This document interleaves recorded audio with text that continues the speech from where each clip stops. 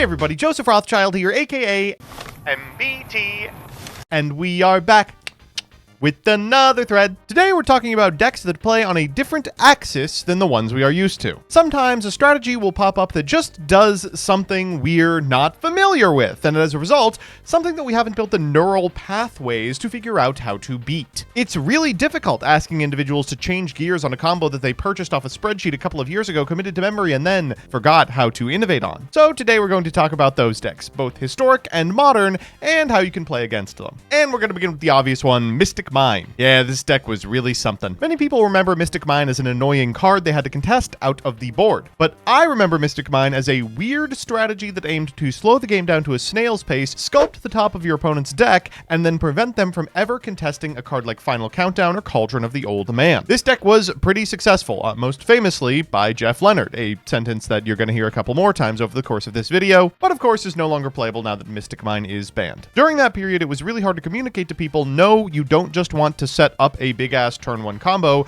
you want to put your opponent in a position that they have to commit to both a Mystic Mine and find a field barrier so it doesn't pop. There was actually a pretty substantial amount of counterplay to this strategy. Jesse Cotton kind of was spitting when he said, with all due respect. Let's see what you came up with. Dyer says, fuck you. Gaining card advantage is a bad thing now. We're going to turn 5 and you will dread the draw phase instead of letting it fill you with hope. I will take away the only comfort you have left in this game. Man, give a white bitch a field spell, they're going to start talking like Sephiroth.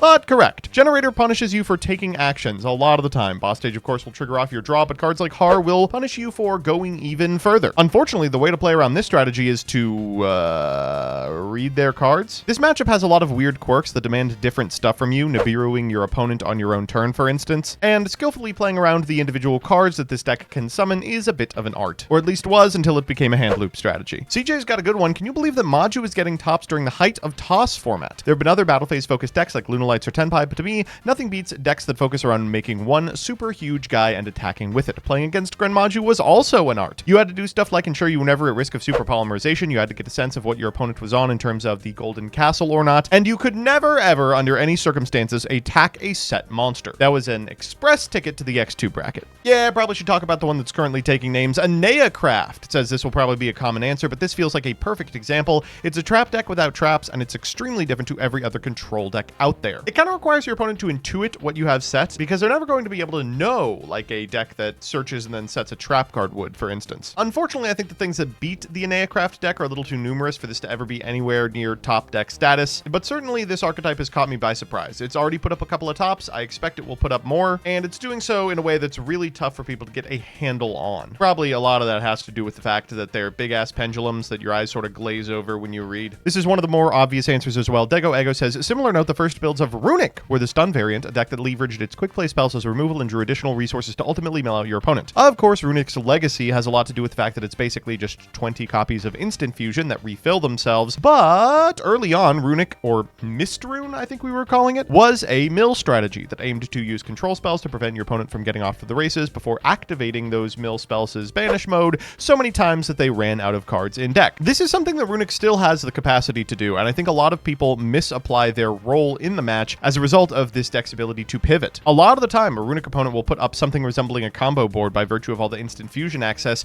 only for an opponent to break it and be able to kill them on the crackback, but not be able to just mill out the rest of your strategy. Dustin's got a good one. Radiant Typhoon. Been playing Radiant Typhoon a lot and really enjoy how it feels different to play. Similar trap control decks like Eldritch or Odeon, I find myself setting up to 4 of 5 cards per turn, but they're quick plays. It's like a faster version of those decks, plus having to know how to chain well with Mandate. Yes, the individual monsters that are played in Radiant Typhoon are good for sure, but they don't represent the end boards we are familiar with in modern Yu-Gi-Oh! Usually you're like, oh, my Crocia got me all my stuff, and I guess I will end on Megala plus access to a Phonics. You have to deploy your spells really deliberately, and you have to be able to wield your Mystical Space Typhoon and subsequent Mandate Negate really specifically if you want to be able to walk away with the match. Feels good. Feels very good. Odd Evens has a great answer on this one. Striker is so normalized now as a pillar of Yu-Gi-Oh! That will get support until we're all dead, but the playstyle of recursive grind games almost total focus focus on spells for power effects, and only really having 1 to 2 monsters on board as you cycle through your entire extra deck is very unique. It is, and I'm tired of pretending that it isn't. Sky Striker isn't monster combo. It aims to set a bunch of spell cards with different names in order to interact with your opponent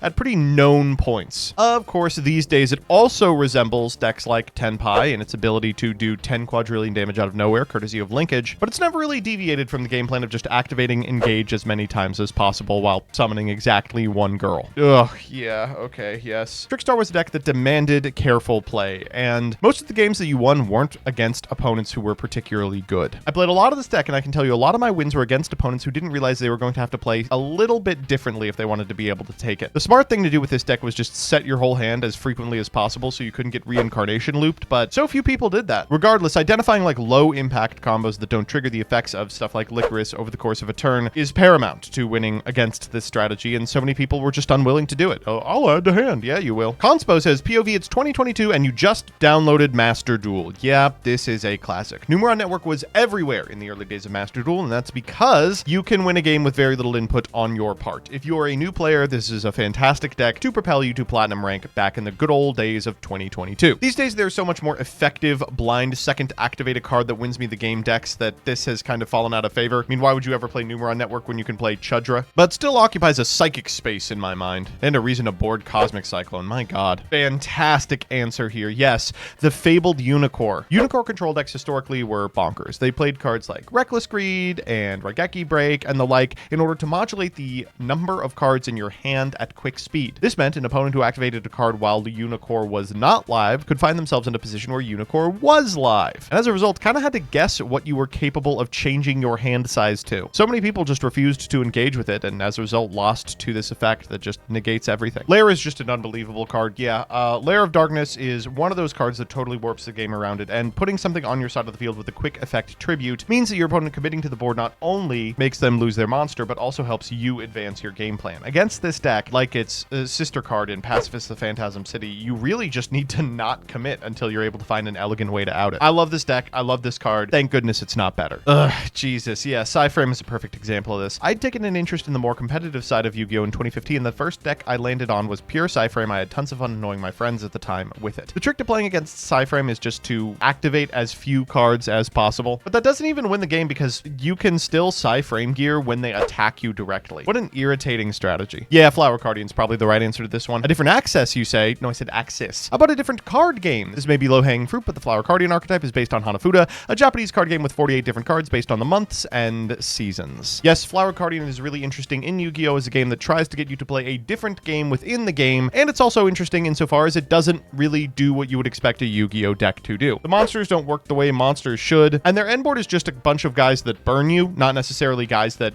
interact in any sort of meaningful way. In a way, I really don't like the existence of Light Flare because it's just so normal in comparison to the rest of the archetype. One of the scariest things in the world is sitting across the table from something that we've mentioned here today. But importantly, if you find yourself on the receiving end of a deck that isn't exactly playing Yu-Gi-Oh!, the best thing you can do is try to adapt. Think about how you can play your strategy differently in order to interact with your opponent instead of just playing your deck the same way you saw in an Edo Pro combo video. Yeah, I think I agree with the Ghost Tricks. The thing about the Ghost Tricks is that they are antithetical to the Yu-Gi-Oh! We know, because when we play Yu-Gi-Oh!, we try to win the game, and, well...